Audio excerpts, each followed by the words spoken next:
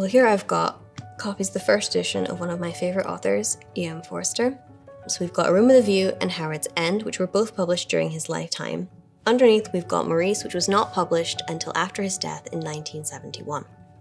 Maurice is a gay love story, unusually for the Edwardian time period in which it was written, with a happy ending. Forster states in his terminal note that Maurice was inspired by a visit to see Edward Carpenter and his partner George Merrill, and the entire book flowed from that spring. Carpenter himself was a very interesting individual in his own right, often overlooked and forgotten today. He was a political activist who wrote pamphlets and books on various what he saw as social evils and ills. So in the library, we have a range of these materials. You've got stuff like experimentation on animals and vivisection. You've got the position of women in Edwardian society. You've got prison reform. You've got police reform. Edwardian opinions on sex and sexuality and how they help and or harm us.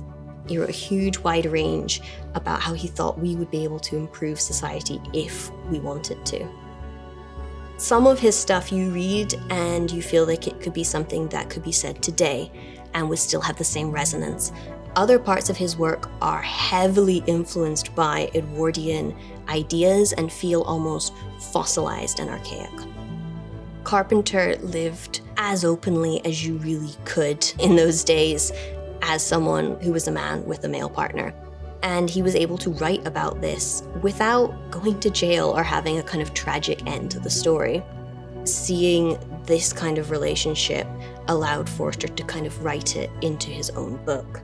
Interestingly, Carpenter's work is all about the idea that a happier world is possible and the dedication at the start of Maurice is to a happier year. In this way, you can see them both as reaching for the potential for us to build a better, happier world where some of the unnecessary miseries that they see in the world around them don't need to exist and won't.